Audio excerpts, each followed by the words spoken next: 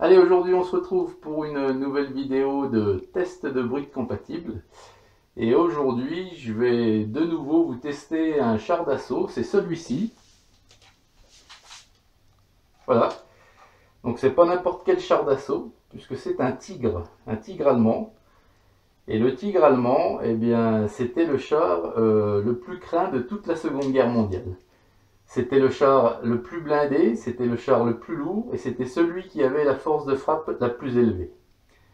Donc c'est un char de marque Kasi, ce sont des briques compatibles Kasi. Et puis, bon, il est super chouette visuellement, mais je vais tout de suite vous le faire voir de plus près sur la table, comme d'habitude. Alors à tout de suite. Donc voilà ce fameux tigre. Donc avant de vous parler du modèle en briques, je vais vous faire un petit historique sur ce char. Donc il a été conçu en 1937 et puis il a servi lors de la Seconde Guerre mondiale à partir de 1942 jusqu'à 1945. Donc il a servi aussi bien en Europe qu'en Afrique du Nord sous les couleurs, entre guillemets, sous les couleurs de l'Africa Corps. Donc le modèle que je vous présente ici, il est donc couleur sable camo de l'Africa Corps. Donc ce char en question a donc officié en Afrique du Nord. Alors c'était un char lourd allemand, hein, c'était un char, je vous l'ai dit, hein, le plus craint de toute la Seconde Guerre mondiale, parce que c'était le plus gros, le plus lourd, le mieux armé et également le mieux blindé. Donc il faisait 57 tonnes. À l'intérieur, il y avait un équipage de 5 militaires, donc le chef de char, vous aviez le chargeur, le tireur, l'opérateur radio et le pilote, bien entendu. Il pouvait rouler jusqu'à 45 km/h et 9 km/h en marche arrière. Donc voilà le mode d'emploi. Donc c'est Kasi, hein, la marque. Donc c'est la première fois que je teste un produit de cette marque-là, Kasi. Donc vous voyez, c'est un modèle assez conséquent, hein, puisqu'il y a 995 pièces, pratiquement 1000 pièces. Et là, il marque 6 ans et plus. Sincèrement, moi, je vous déconseille de là à un gamin qui a de moins de 10 ans. Hein. Certaines pièces s'emboîtent très mal, c'est très très dur, il faut appuyer comme un malade. Ça ressemble, bien sûr, comme toutes les autres briques compatibles du Lego, mais c'est loin de s'emboîter aussi bien. Mais mis à part ça, bon, vous voyez le mode d'emploi, hein, il y a vraiment des petites pièces, puisque là, vous voyez, c'est le moteur. Il y a des tonnes de petites pièces, hein, ce qui fait aussi le nombre, hein, bien entendu. Il y a 2 figurines avec. Voilà, donc le mode d'emploi, hein, c'est ni plus ni moins quasiment de chez Lego. Mais là, ça peut pas être un copier-coller, puisque Lego ne fait pas ce domaine-là. Donc voilà, et puis derrière, vous avez une petite photo sympathique du char. Alors, le char en question, le voilà. Donc, premièrement, visuellement, il ressemble réellement au vrai char, le tigre. Vraiment, hein, c'est sa forme, ses arêtes vives et cassées, son son canon de gros calibre avec les réservoirs, la tourelle, enfin tout est très très ressemblant. Le design visuellement, c'est super ressemblant et ça en fait un très joli modèle. Essayez de pas trop toucher ça parce que voilà, j'en étais sûr. Ça tombe. Alors là, oui, c'est le petit point, on va dire, noir.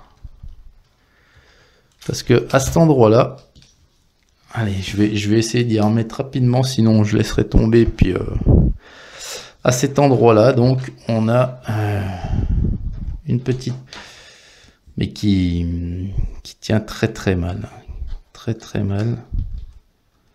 Voilà.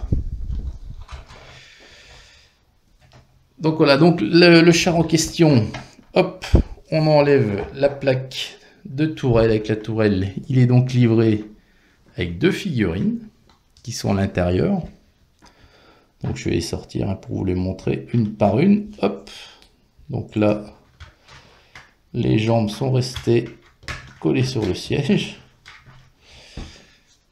Alors, punaise, la casquette se barre. Alors voilà la première. Donc c'est toujours la même histoire. Hein. Quand on fait des modèles allemands, les figurines font la gueule. Pourquoi? Parce que les Allemands, eh ben, c'est les méchants.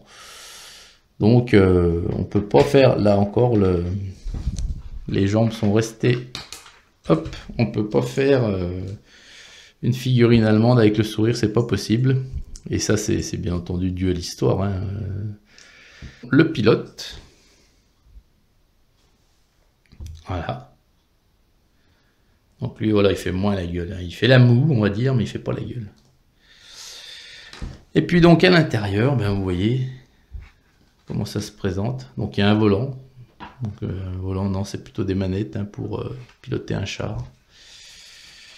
Et puis là, nous avons le moteur. Alors, hop.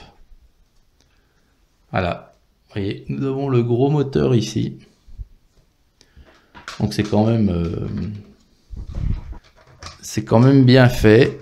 Donc là, on va essayer de remettre ceci, cela, sans rien faire tomber. Voilà. Ah, il y a encore cette pièce là que j'ai. En fait, faut pas y toucher à ça. Donc voilà. Alors visuellement, voilà, il est super beau. Hein. Donc par contre, alors la tourelle, bien entendu, vous ne pouvez pas mettre de figurine dans la tourelle, il n'y a rien. Bon, elle est amovible, elle pivote. Hein. Vous voyez, ça, il n'y a pas de souci. Voilà. Le canon, alors donc pour la faire tourner, vous voyez, il faut le lever légèrement pour que ça passe sous. Voilà. Le canon se lève, il s'abaisse légèrement, mais il se lève beaucoup plus. Voilà. Les chenilles, alors ça roule, hein, plus ou moins bien, mais ça roule. Ça dépend du revêtement sur lequel vous essayez de le faire rouler. Alors, mon sentiment, c'est quand même relativement... je vous l'ai dit, je ne le ferai pas monter par un gamin. Il y a certaines pièces qui sont très très dures à emboîter. Hein, alors donc c'est dû au moulage de la pièce parce que on voit que certains trous sont déformés. Donc comme ici, vous voyez. Ici, ça doit former une étoile, mais une étoile d'un plus, si vous voulez. Et bien là, ça forme plutôt une étoile d'un multiplié, du signe multiplicateur. Et donc, du fait, l'autre pièce, qui est bien en forme d'étoile, et ben, faut forcer comme un malade pour l'enfoncer, quoi. Donc, c'est un peu galère à monter. Même pour jouer, hein, je ne ferai pas jouer un de mes gamins avec ce modèle. Parce qu'il y en aurait sans arrêt un bout de démonté. Et puis, c'est pas très maniable. Je vous l'avoue, hein, franchement, à côté des chars de marque Kobe, que le Sherman que j'ai pu tester, qui lui est parfaitement jouable, autant celui-ci là, le modèle quasi là, non, je ne ferai pas jouer un enfant avec. Mais par contre, hein, dans une vitrine, il fait, je vous dis, très très bien son effet, parce qu'encore une fois, visuellement et puis historiquement, n'importe quel fan, n'importe quel passionné de char reconnaîtra le modèle entre mille. Hein. C'est vraiment un beau modèle visuel. Et voilà, moi c'est pour cette raison de toute façon que je l'ai acheté et qui va trôner dans ma vitrine. Ensuite, il ne manquait aucune pièce, il y en a même en plus. La seule chose qui me manquait, c'était sur la planche de décalcomanie. Il m'en manque un ici, qui est une croix allemande, comme celle-ci, qui va là. Là, pardon. Et ben, elle n'y était pas. Sur la planche, il y avait son emplacement, mais la croix n'y était plus. Donc voilà.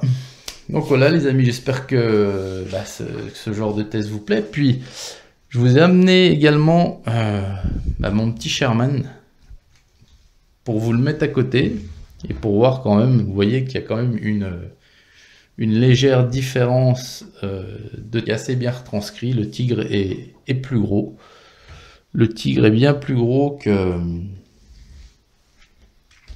le Sherman. Donc voilà, c'est... En plus, c'était une réalité, hein. Le tigre avait une taille bien plus gros que le Sherman et c'est assez bien retranscrit. Puis ils ont l'air à peu près de la même échelle. Donc voilà les amis, bah, écoutez, si cette vidéo vous a plu, merci de liker, de vous abonner à la chaîne. Et puis je vais vous demander un tout petit objectif de 8 likes pour cette vidéo. Voilà. Et bien écoutez, un grand merci à vous et je vous dis à très bientôt pour une nouvelle vidéo. Salut!